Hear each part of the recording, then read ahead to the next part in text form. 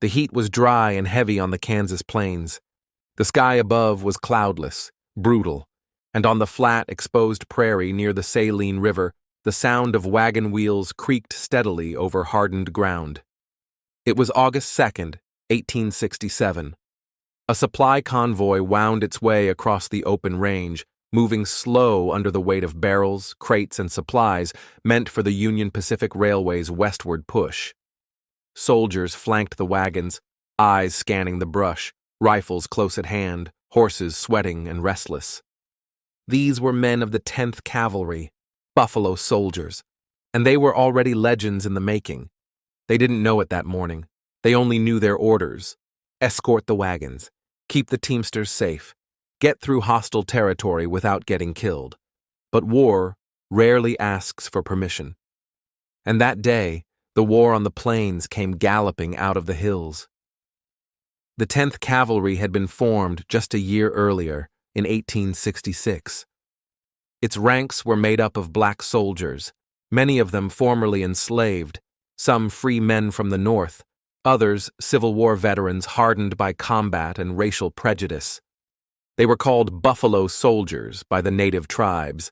Some say because their curly hair resembled that of a buffalo, others say it was out of respect for their fierceness in battle. Whatever the origin, the name stuck. The regiment was led by white officers, men like Lieutenant Alfred Gibbs, who had fought in the Civil War and now found himself trying to command respect in a different kind of fight, in a different kind of war. This new war was not about preserving a union. It was about enforcing an expansion. The Great Plains were teetering on the edge of catastrophe.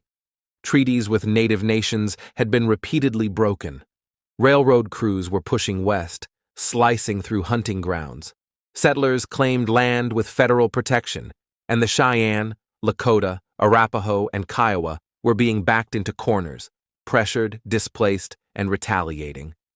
By the summer of 1867, Kansas was on fire. Word reached Fort Hays that raiding parties had been spotted near the Saline River. Wagons headed east needed protection. A detachment of about 30 soldiers from the 10th Cavalry was assigned to escort duty under Lieutenant Gibbs. It was a routine mission, one they had done before. But that morning, as the sun rose over the empty prairie and the column reached the Saline's shallow, muddy banks, something didn't feel right. The land was too still, too quiet. And then the first arrow came screaming out of the brush. The ambush came fast. From both sides of the riverbank, Cheyenne warriors charged, shouting war cries, firing rifles and bows, horses moving like shadows across the tall grass. Hundreds of them. They had waited in silence, tracking the convoy for hours, maybe days, knowing exactly where to strike. Gibbs and his men were instantly cut off from the wagons, isolated on a slight rise of ground near the river, exposed and surrounded. There was no time for retreat. The soldiers dismounted, dropped into firing positions, and began laying down suppressive fire. Carbines cracking, bullets tearing through brush, the air filling with smoke and heat and chaos. The fight for survival had begun. The Cheyenne circled, charging in groups, firing from horseback, ducking behind ridgelines and reappearing from new directions. It wasn't a frontal assault. It was harassment, relentless, intelligent, and brutal. The soldiers were disciplined, well-trained, but they were outnumbered 10-1. Still, they held. They had been tested before, in the South, in battles that no one remembered now except the men who'd bled in them. They had faced enemies that underestimated them before. They knew how to endure. They fired in volleys, shouted over the roar of gunfire, rotated positions, tended to the wounded when they could. One soldier took an arrow through the thigh, another caught a rifle round in the shoulder. Still, they fought. The heat rose. The sun climbed. Hours passed. The wagons were now a distant blur, defended by a smaller guard, who had managed to form a tight circle and repel an initial wave. But the main fight was on the ridge. At one point, the Cheyenne tried to use fire. They set dry grass alight, hoping to smoke the soldiers out or drive them into the open. But the wind shifted. The flames blew back toward the attackers, and the plan failed. Lieutenant Gibbs saw his moment. He ordered a short, sharp countercharge, just enough to break the ring around them. The Buffalo soldiers surged forward, forcing the warriors back momentarily and creating breathing room. Then they pulled back into formation and waited. By late afternoon, the battle began to slow.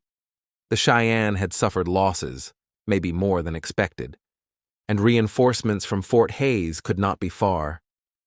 One by one, the war parties retreated, vanishing into the grass and hills. No victory, no surrender, just silence. When the dust cleared, 8 Buffalo soldiers were wounded, some gravely. But none were killed in the line of fire. Miraculously, the entire detachment had survived. The wagons, though shaken, were intact. The supplies had been delivered. The Cheyenne losses were never officially tallied, but blood trails and abandoned ponies suggested the cost had been heavy. In the days that followed, the story spread. General Sheridan was briefed. Reports praised the 10th Cavalry's discipline and courage under fire. But most newspapers didn't print the soldiers' names.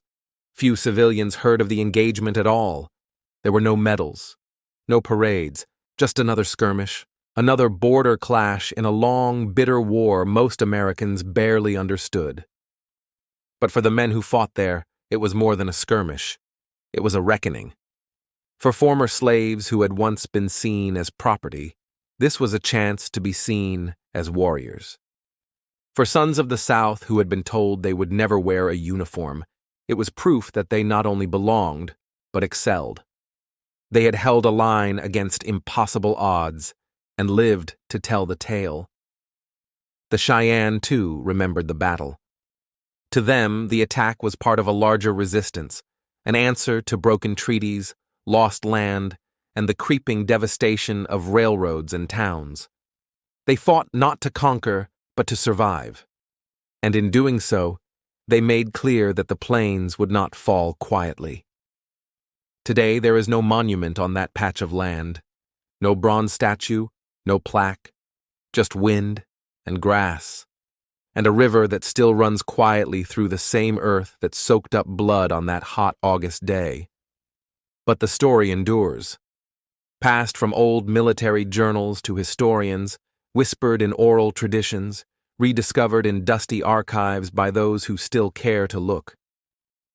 The Battle of the Saline River wasn't famous, but it mattered.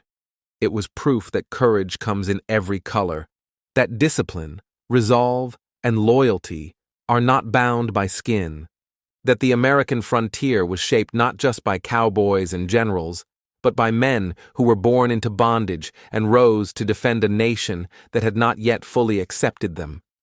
They didn't fight for glory. They fought because they were told to, and because they refused to break. The Buffalo soldiers of the 10th Cavalry left footprints on that Kansas prairie. They're long gone now, but the ground remembers. So does the river, and now, so do we. Thank you for listening to Deserted Trails. Subscribe for more forgotten stories from the old frontier.